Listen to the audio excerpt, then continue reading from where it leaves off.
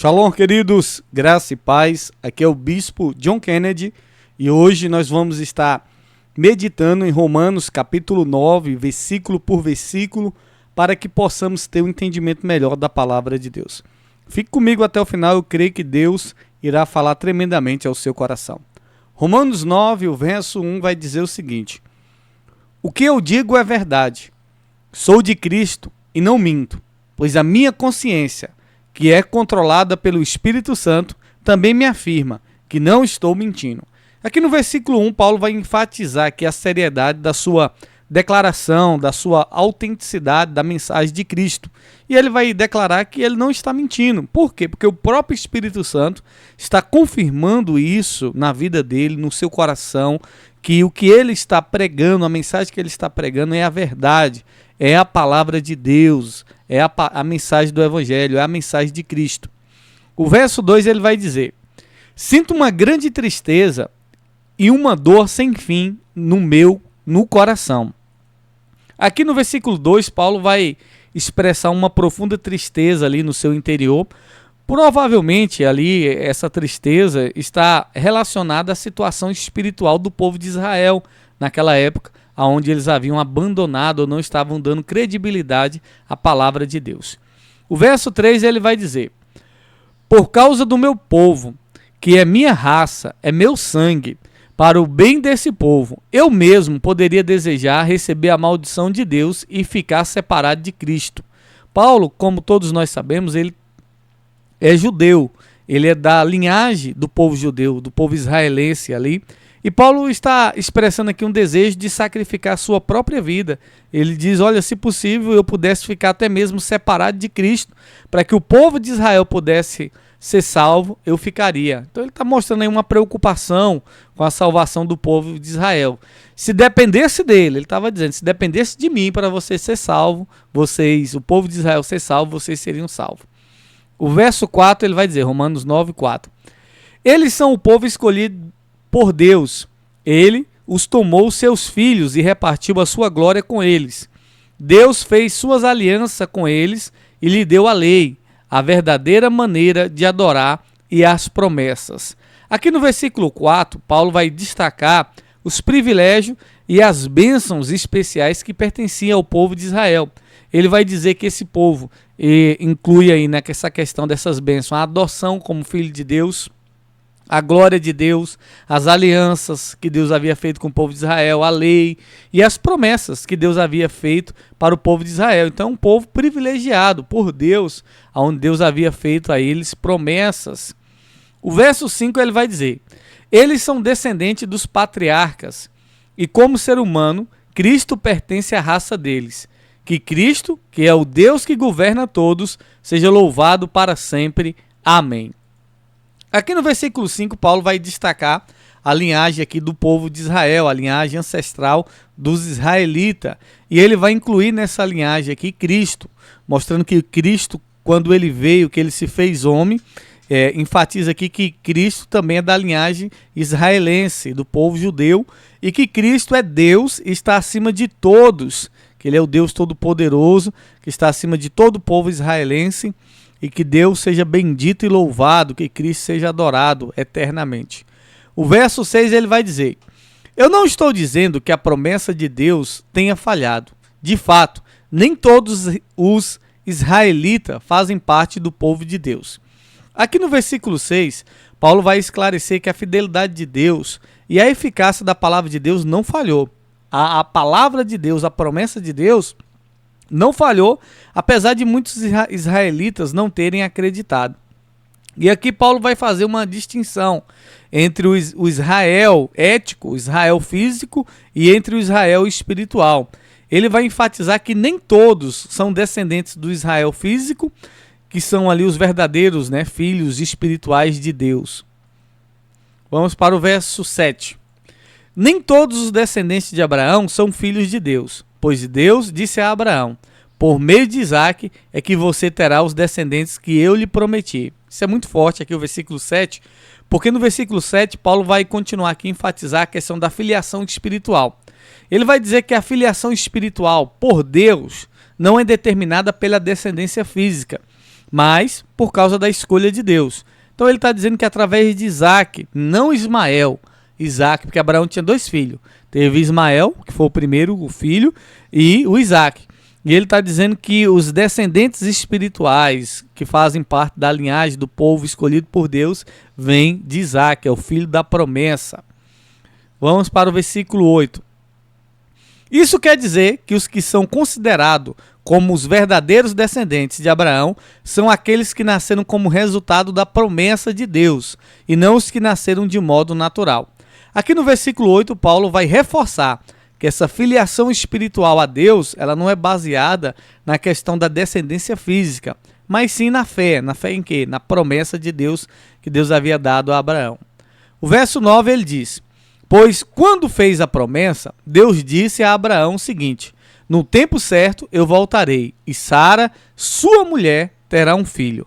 Aqui no versículo 9, Paulo vai citar a promessa que Deus havia feito para Abraão e para sua esposa Sara, que ambos ali iriam ter um filho. E essa promessa, né, diante de circunstâncias improváveis, Abraão já com quase 100 anos, a sua esposa estéril, mas Deus havia feito essa promessa e essa promessa se cumpriu. O verso 10 ele vai dizer: e mais ainda, os 2 filhos de Rebeca tinham o mesmo pai, o nosso antepassado Isaac. Aqui no versículo 10, Paulo ele vai continuar citando aqui o exemplo de Rebeca. Então, o Isaac, que é filho de Sara, filho de Abraão, já foi um milagre, né? E ele vai falar também aqui do milagre que aconteceu com Rebeca, que concebeu ali 2 gêmeos, 2 filhos gêmeos, que era Jacó e Esaú. Então, mostrando ali a soberania de Deus ao escolher. O verso 11 e 12 vai dizer assim: mas para que a escolha de um deles fosse completa de acordo com o plano de Deus, o próprio Deus disse a Rebeca: o mais velho será dominado pelo mais moço. Disse isso antes deles nascerem e antes de fazerem qualquer coisa, boa ou má. Assim ficou confirmado que é de acordo com o seu plano que Deus escolhe aquele que ele quer clamar, sem levar em conta o que eles tenham feito. Meu Deus, versículo muito forte. Aqui no versículo 11 e 12, Paulo vai mostrar aqui a questão da escolha de Deus. Que a escolha de Deus ela não é baseada na questão de obras humanas, mas sim de acordo com o seu propósito, de acordo com a sua soberania. E vai mostrar que aonde Deus disse para Rebeca que o filho maior iria servir o menor, o filho mais velho iria se servir o mais novo. Mostrando ali que a questão de Esaú e Jacó, onde Esaú, que era o filho mais velho, iria ser servo de Jacó, que era o filho mais novo. Contrariando ali a questão das culturas da época, que naquela época o filho mais velho, ele não servia, era o mais novo que servia o mais velho, né? E também tem aquele ditado quando o pessoal diz assim, ó, respeito porque fulano é mais velho. Então, os mais novos tinham que respeitar os mais velhos. O respeito é para todos, né? Mas a questão de servir, eram os mais novos que tinham que servir, mas Deus inverteu a lógica no caso de Esaú e Jacó, onde o mais velho servia o mais novo. Vamos para o verso 13. Como diz as escrituras sagradas, eu escolhi Jacó, mas rejeitei Esaú. Aqui o versículo 13, Paulo vai citar a declaração que Deus fez, onde Deus escolheu Jacó e rejeitou Saul. Então a escolha de Deus, foi o que Deus escolheu, a soberania de Deus. Antes deles ter feito nada, Deus já havia escolhido. O verso 14, o que vamos dizer então? Que Deus é injusto? De modo nenhum. Muito forte, né? Então aqui no versículo 14, Paulo vai antecipar aqui alguma objeção, alguma doutrina, né, sobre essa questão da eleição divina. Porque muitas vezes a pessoa pode dizer, Deus é injusto por escolher uns e outros não. E Paulo vai dizer que Deus é perfeitamente justo em suas ações. Vamos ver isso agora no próximo versículo também que ele aborda. Pois ele disse a Moisés, terei misericórdia de quem eu quiser, terei pena de quem eu desejar. Aqui o versículo 15, Paulo vai citar a passagem do Antigo Testamento, onde Deus diz que ele ia ter misericórdia de quem ele quisesse, porque a misericórdia de Deus não é baseada nos méritos humanos, é a soberania de Deus. Deus não tem misericórdia porque alguém, porque fulano foi bom, não. A misericórdia de Deus não depende das nossas ações, ele é misericordioso com quem ele quer. e haja visto que Deus tem sido misericordioso com todos nós, né? Vamos para o verso 16. Portanto, tudo isso depende não do que as pessoas querem ou fazem, mas somente da misericórdia de Deus. Aqui o versículo 16, Paulo está mostrando que essa questão da eleição divina, da vontade de Deus, não depende de esforços humanos, não depende de pessoas. Isso é determinado pela misericórdia, pela compaixão de Deus. Então não depende da gente, depende de Deus, né? É Ele que escolhe, é Ele que elege, é Ele que guarda, é Ele que protege. Então não é por causa da gente, é por causa dele. Verso 17. Porque, como está escrito nas Escrituras Sagradas, Deus disse a Faraó: foi para isso mesmo que eu pus você como rei, para mostrar o meu poder e fazer com que o meu nome seja conhecido no mundo inteiro. Aqui no versículo 17, Paulo vai mencionar o exemplo de Faraó no Antigo Testamento, destacando ali como Deus levantou Faraó para governar, e através do governo de Faraó, o nome de Deus foi glorificado diante de todos os eventos ali, a libertação do povo de Israel, mostrando que Deus é soberano e que Deus levantou o Faraó para poder que o nome dele fosse glorificado e exaltado. O verso 18 vai dizer o seguinte, versículo 18. Portanto, Deus tem misericórdia de quem Ele quer e endurece o coração de quem Ele quer. É forte, né? Então Paulo vai reforçar a soberania de Deus na escolha de demonstrar sua misericórdia e de endurecer também, né, o coração de uma pessoa de acordo com o seu propósito divino. A Bíblia diz que Deus endureceu o coração de Faraó quando Moisés ia lá pedir para libertar o povo. Então Deus endurece ou tem misericórdia de quem Ele quer. Verso 19.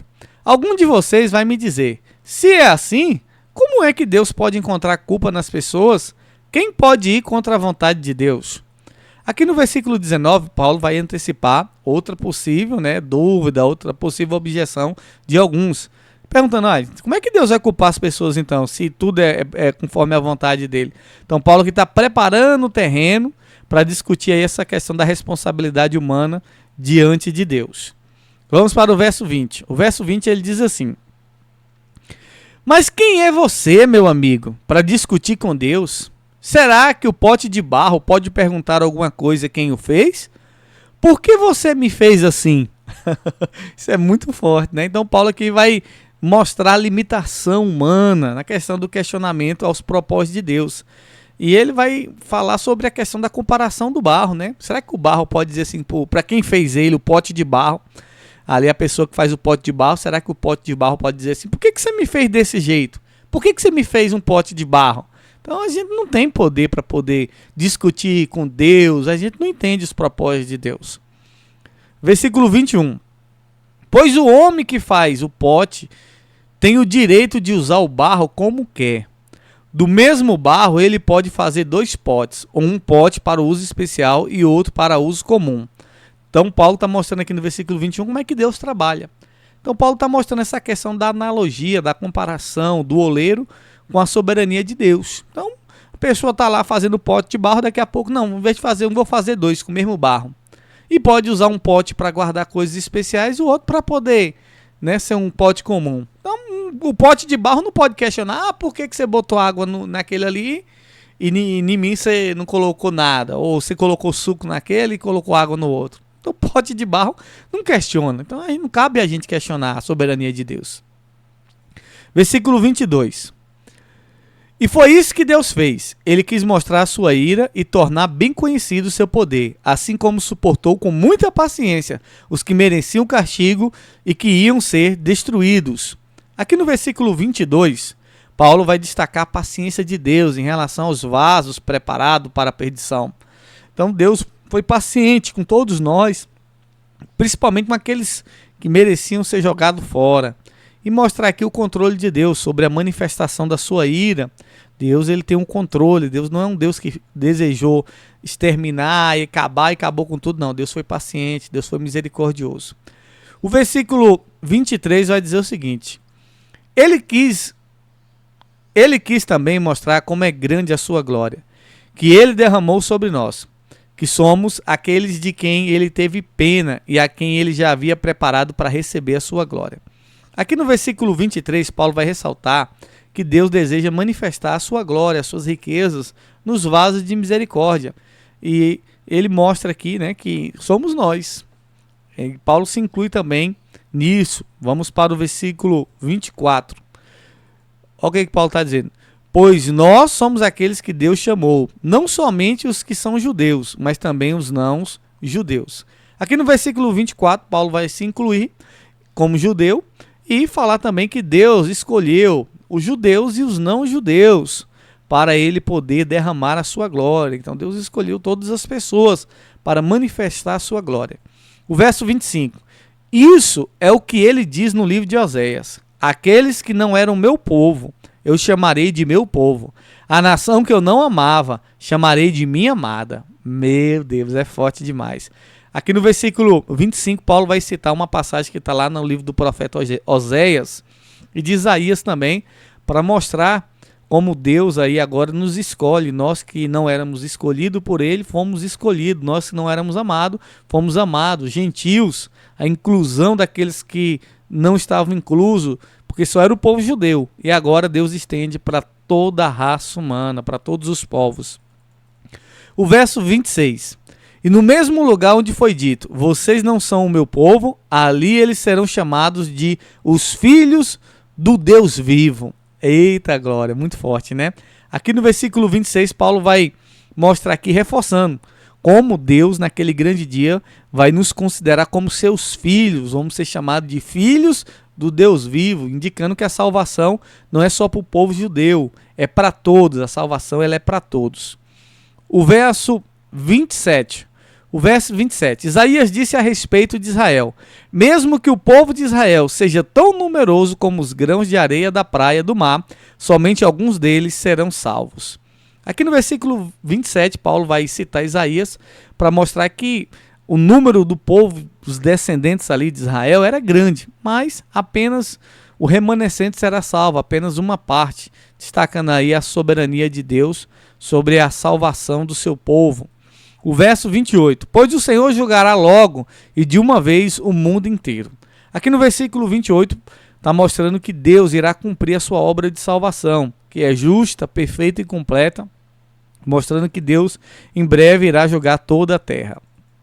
O verso 29, como o próprio Isaías tinha dito antes, se o Senhor Todo-Poderoso não tivesse deixado alguns descendentes, seríamos agora como a cidade de Sodoma.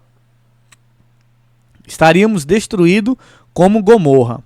Aqui no versículo 29, Paulo vai se referir à profecia que Isaías havia declarado, mostrando a intervenção divina na preservação aqui de um remanescente fiel, garantindo ali que Israel continuasse, porque senão, se não fosse Deus para intervir, Israel nem existia mais.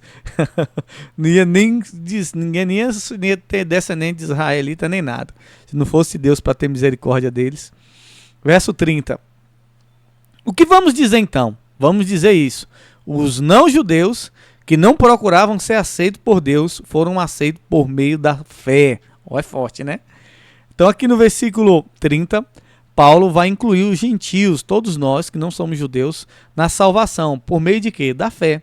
Então os judeus eles buscavam ali a justiça com base na lei para serem salvos, mas não alcançaram. E a gente que não buscava por meio da fé, agora podemos ser salvos.